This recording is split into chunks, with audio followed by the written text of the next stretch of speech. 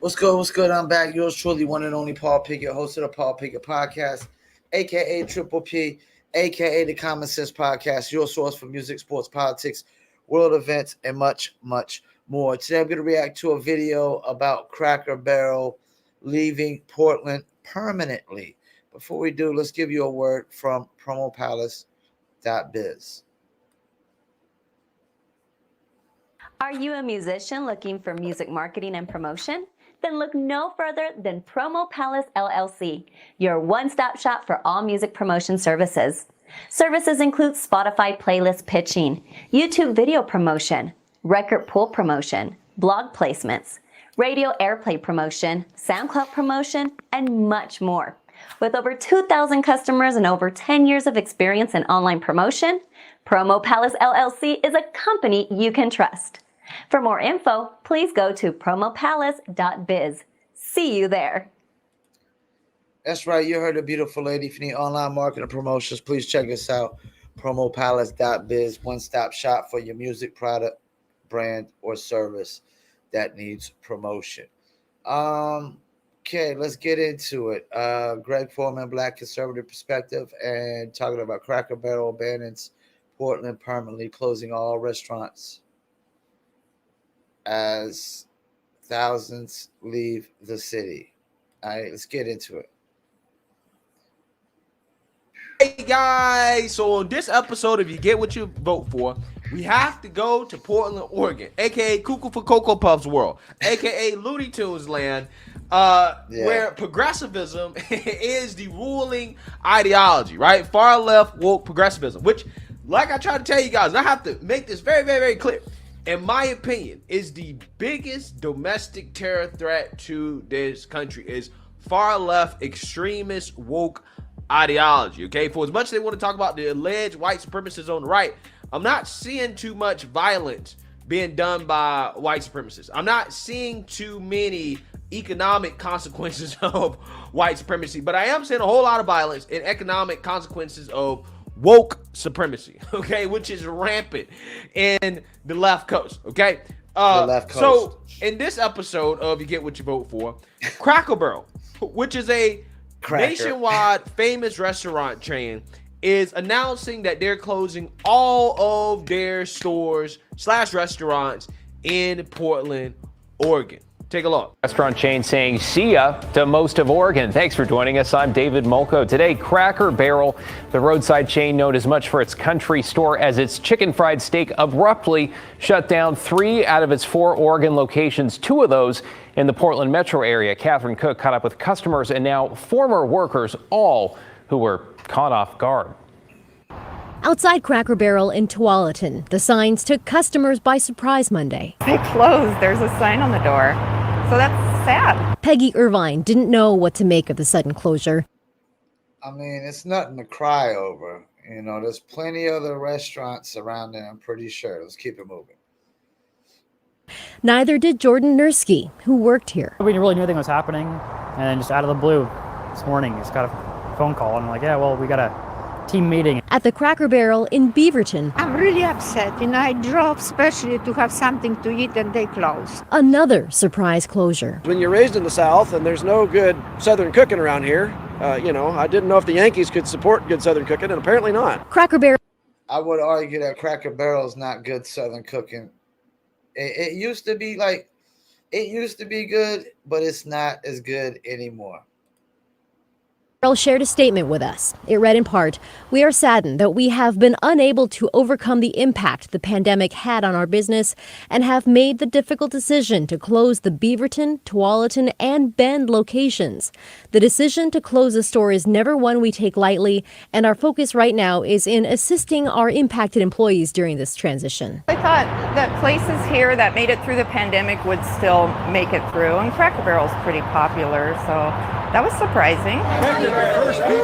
Back in 2017, about 100 people lined up for the Cracker Barrel's grand opening in Tualatin, the chain's first on the West Coast. Irvine remembers it stayed busy for years. Tons of people. You couldn't get in for, like an hour and a half wait. But times have changed. Last August, Cracker Barrel closed its Jansen Beach location. At the time, employees told us it was due to security issues. There's a lot of theft, people on drugs. And restaurants in general have struggled. It's a tough industry, big time. Rachel Martin works at a restaurant near Cracker Barrel. She's sad for those who've lost jobs and customers who've lost part of their normal. It was sad to see them pulling up, getting out of their walkers and walking up to the door, and then, so I've just been watching that all day from next door, and I'm just like, oh, sad. Okay. There is still one Cracker Barrel left in Oregon. It's in Medford, and corporate tells us it's staying open. Now, besides the 3 closures in Oregon, Cracker Barrel also has closed a restaurant in St. Louis today, and the chain has more than 660 locations across 45 states. David. A lot of stories, a lot of memories in a lot of places. Thank you, Catherine. Yeah, so before I get into this Cracker Barrel closing and their bullshit reasoning for why they're closing, and excuse my language, that's the only thing I can call it, okay? It's bullshit, right? Citing horse shit. I'm gonna call it horse shit too, because that's one of my favorite terms to use. Straight horse shit, straight bullshit. So let's keep it moving. The pandemic, right? It's the pandemic, okay? It's not just Cracker Barrel is the only restaurant that's closing down in Oregon post-pandemic. You have thousands of restaurants that have closed down across Portland, Oregon, in response to what we all know the real issue is, which is crime. Watching out for you. Now, more than 3 years after it began, the effects of the COVID-19 pandemic continue to hurt local restaurants. Cracker Barrel announcing closures in Beaverton and Tualatin.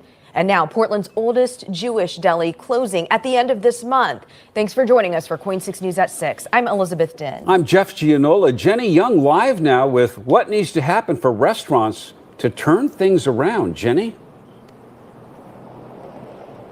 Jeff, the president of the Restaurant and Lodging Association, says that we will continue to see restaurant closures throughout 2023. But he is optimistic, he says, because people are still opening restaurants. He was like, oh, no. It was pretty, it sad. It sucked, yeah. Kobe Hansen and Anya Walker among countless Portlanders sad to say goodbye to Kornblatt's Deli.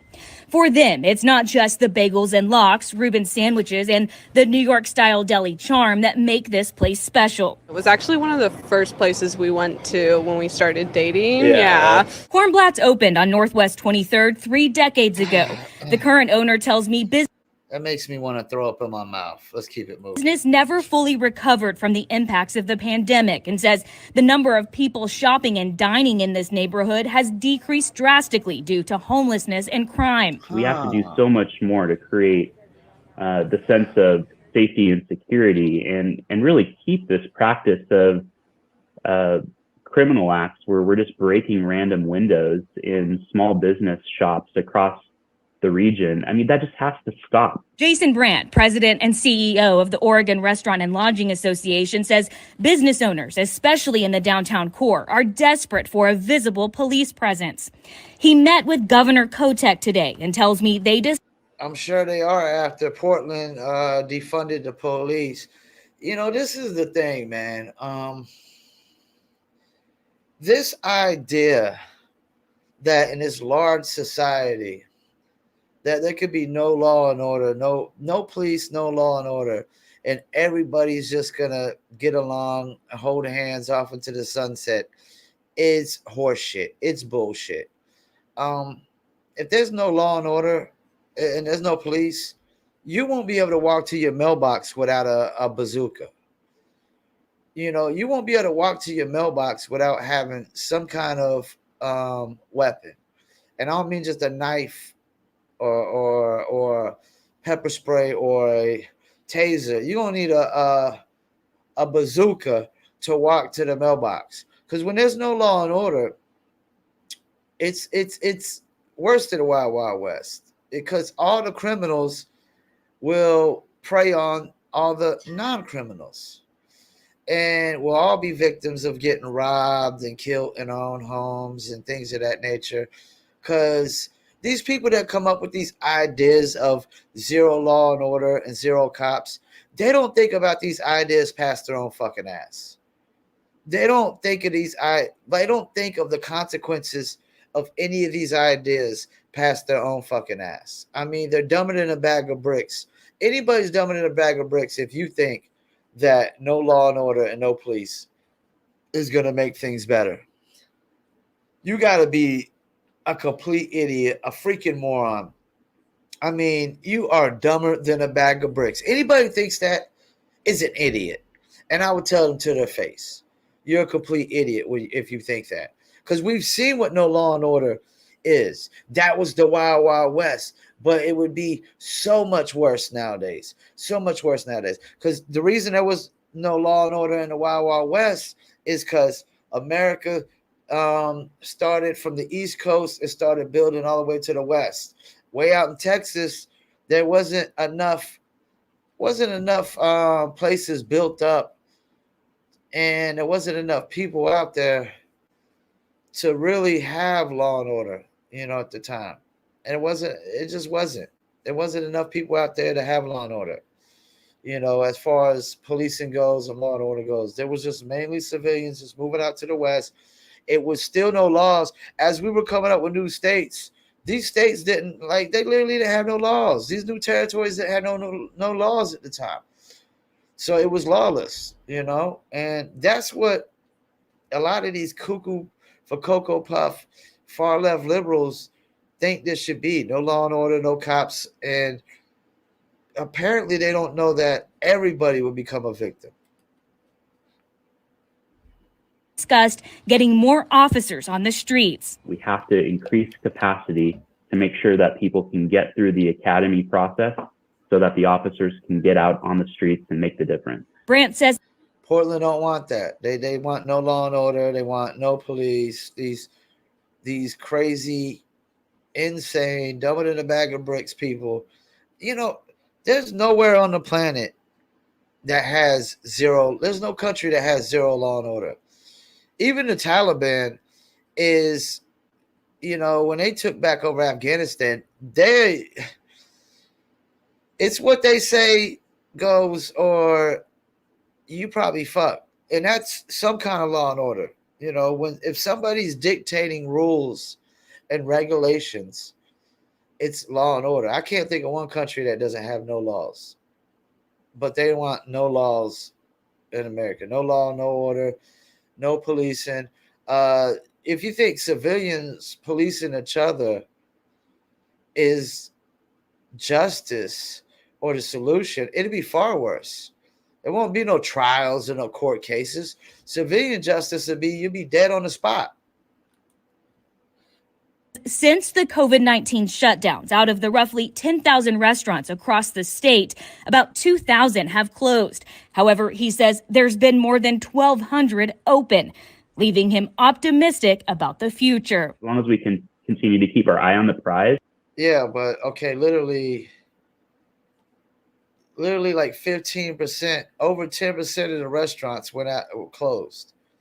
That's about anywhere from 15 to 20% of the restaurants that closed down, and only a portion of those have opened up, and most of those ain't gonna make it. They might get a little bit momentum at first because they're new and whatnot, but after a while, if they're not pumping out good quality food, new ain't gonna cut it. And focus on these areas that could take us off track and result in more lost business, we're going to have more and more consumer demand over the next decade. Ooh. Over the next decade. Nobody cares about consumer demand over the next decade when they need money now, when the economy's screwed up now, when we're in a recession now. They might could change the definition all they want. We're in a recession. Anybody that says otherwise, it's straight horseshit. Straight bullshit. All right, so Kornblatt's last day open March 30th, but the owner of Henry Higgins Bagels, a local favorite in Portland, opening up a location in that space, and it will open on May 1st. So what? A restaurant, 20-year-old restaurant closes down, but we'll replace it with somebody not as good. Reporting live, Jenny Young, Coin 6 News. Oh man, you gotta love the local news trying to spin a positive light on a shithole situation. Okay, Yeah. that is what Oregon is. Did you notice that Cracker Barrel also is closing a location in St. Louis, Corey Bush's city, which is one of the most dangerous cities, not just in the country but actually in the world. Right? I mean, Yep. St. Louis is more dangerous than some parts of South and Central America, like Ecuador or El Salvador.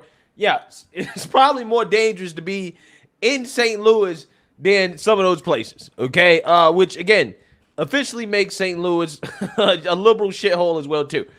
You notice how it's a trend here. Okay, you got Starbucks, you got Walmart, you got all these stores, Cracker Barrel included, that are closing up in these inner liberal cities. And again, this is an example of you get what you vote for. Because while Cracker Barrel is given a BS reason for why they're closing, okay, it's the pandemic. We all know exactly what's going on here. It's crime. And stores like Cracker Barrel get hit with a double whammy because not only do they sell food, so you got the people that do they dine and dash, right? They go in there, they get something to eat, and then they walk out the door, right? Stealing food, essentially. They also have a physical store, okay? They sell clothes and stuff like that. That's probably getting stolen as well, too, right? Along with all the other random acts of vandalism that piles up as business expenses. And sometimes it gets to the point where stores just simply can't operate. Okay, you can't make a profit when people are stealing all your food, they're stealing all your merchandise, and they're vandalizing your store. Okay, Walmart realized that, and they got the hell out of there, right? If Walmart can't survive in a place like Portland, what makes you think any other businesses can survive, right? I mean, that's a great point. I mean, Walmart is pretty much like McDonald's at this point. You could build one anywhere and it's going to make money. But like you said, it's not worth it when you got to constantly deal with the crime, the theft, the windows getting broken, you got to fix over and over again. And Portland is definitely like this place where they just vandalizing any and everything they can because they believe in no law and order. They believe in no police. And they're dumber than a bag of bricks. Yeah, I've heard enough. It's straight BS, straight horse shit. And I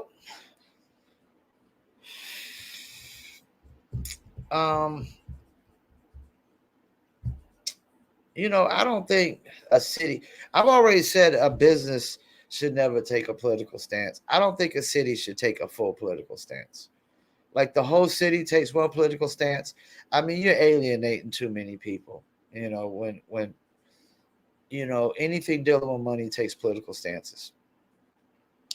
And all these, you're gonna see a lot of businesses like San Francisco, places like that. They're probably just gonna be moving out of there because why would you want your business in a place that just allows a bunch of people to run in there and steal everything they can and they don't get no kind of charges. They get a misdemeanor, which is pretty much a court citation, and pay probably some fines that's less than the money, less than what they stole, all the merchandise that they stole from whatever they stole it from.